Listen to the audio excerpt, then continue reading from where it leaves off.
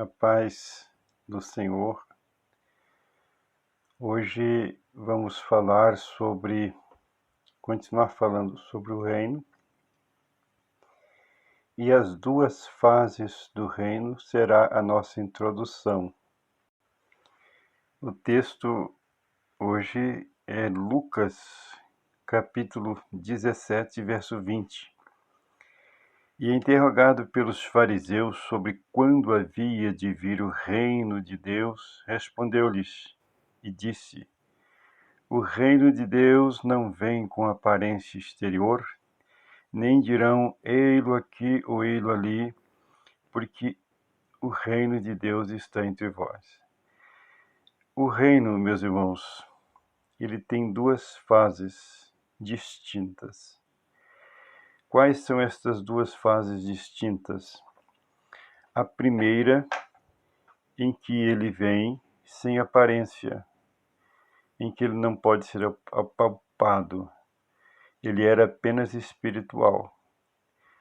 Era quando Jesus estava no meio dos homens, e depois quando ele deixa uma igreja também batizada com o Espírito Santo, fazendo coisas maravilhosas como nós temos conhecimento. Então ali era a vinda do reino de Deus na sua primeira fase. Mas existe uma segunda fase, que é a fase física do reino de Deus. E essa segunda fase, ela vai ser profetizada na oração do Pai Nosso, conforme já temos amplo conhecimento, em Mateus, capítulo 6, verso 10. Venha o teu reino, seja feita a tua vontade, assim na terra como no céu. Ora, este venha o teu reino, por que Jesus, lá em Lucas, disse que o reino havia vindo, já, sem aparência, e agora ele diz que nós tínhamos que pedir para que o reino viesse? É porque existe uma segunda fase do reino de Deus, chamada a fase física, ou a fase tocável, ou a fase apalpável deste reino. Está no Salmo 2, verso 8, depois você abre a sua Bíblia aí. Aqui não está dando para ler muito bem.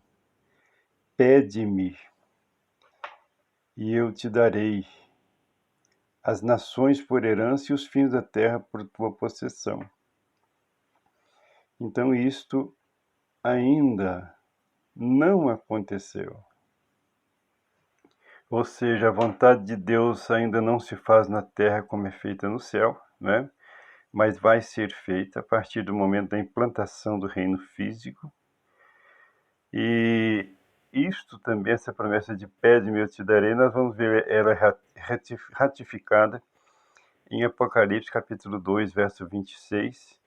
E ao que vencer e guardar até o fim as minhas obras, eu lhe darei poder sobre as nações, e com vara de ferro as regerá, e serão quebradas como vasos de oleiro, como também recebi de meu Pai. Ora, isto nunca aconteceu. Acontecerá ainda após a grande purificação, não é? Quando Jesus Cristo enviar os seus anjos, conforme nós vimos lá em Mateus 13, 40. Assim como o joio é colhido e queimado no fogo, assim será na consumação deste mundo. Mandará o Filho do Homem os seus anjos, e eles colherão do seu reino tudo que causa escândalo e os que cometem iniquidade, e lançá-los-ão na fornalha de fogo, e ali haverá pranto e ranger de dentes. Essa é a grande purificação. A partir dela, o Senhor vai restaurar a terra.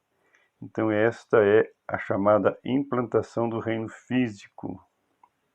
Como vimos, essa implantação do reino terrena, Isaías 24, 23, e a lua se envergonhará, e o sol se confundirá, quando o Senhor dos Exércitos reinar no Monte Sião e em Jerusalém, e então perante os seus anciãos haverá glória.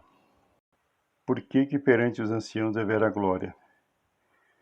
Nós, lá em Mateus, capítulo 19, verso 28, e Jesus lhes disse, né? Pedro havia perguntado a Jesus acerca daqueles que seguiam ele, qual seria a sorte deles.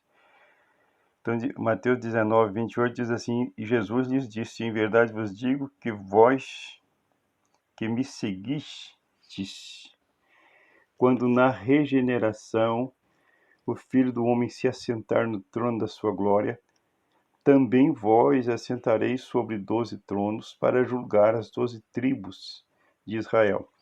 Então esses são os anciãos, né?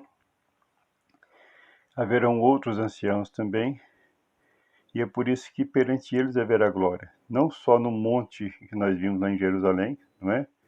O sol vai se envergonhar, ou seja, a beleza do sol e a beleza da lua não será nada perante a beleza da glória que vai estar lá no monte de Sião, porque lá será a residência oficial do Senhor dos Exércitos.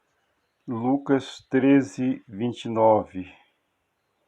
E virão do Oriente, do Ocidente, do Norte e do Sul e assentar-se-ão à mesa no reino de Deus. Por que é virão? Se fosse para haver uma festa no céu, era irão do Oriente, do Ocidente, do Norte e do Sul. Mas não, a expressão é e virão do Oriente, do Ocidente, do Norte e do Sul, porque a sede do reino será em Jerusalém, será no Monte de Sião. Por isto é que Jesus usa a expressão irão, não é? Tanto que a expressão é reino dos céus e não reino nos céus. Se fosse para estarmos no céu, conforme muitos pregam e interpretaram, a expressão seria reino nos céus e não reino dos céus. E por causa disso eu gostaria também de explicar 2 Pedro 3,10.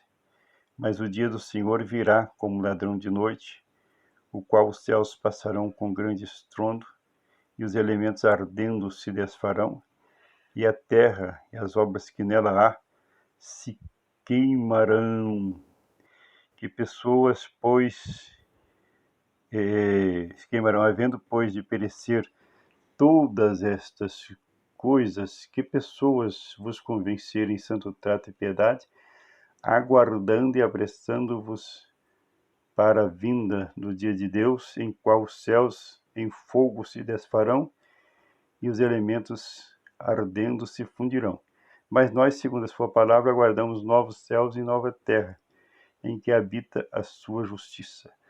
Pois é, irmãos, se a profecia de Pedro fosse cumprir agora, cancelaria o milênio. Não haveria milênio. Então essa profecia ela se cumpre no fim do milênio, depois que a Terra vai experimentar um período de jardim de Éden, em que ela vai ter o seu ressarcimento, não é? A sua bênção. O homem vai, sim, a Terra vai sim passar por esse período de queima, e aí sim, aí Deus cria novos céus e uma nova terra. Só lembrando que nessa nova terra tem também a nova Jerusalém. Apocalipse capítulo 21, verso 2. E o João via a santa cidade, a nova Jerusalém, que de Deus descia do céu adereçada como uma esposa ataviada para o seu marido. Ora, irmãos, ela descia do céu. A Bíblia não disse que nós vamos para o céu. Até a nova Jerusalém, onde vamos habitar, ela vai acoplar-se à nova terra, não é? Ela desce do novo céu para a nova terra.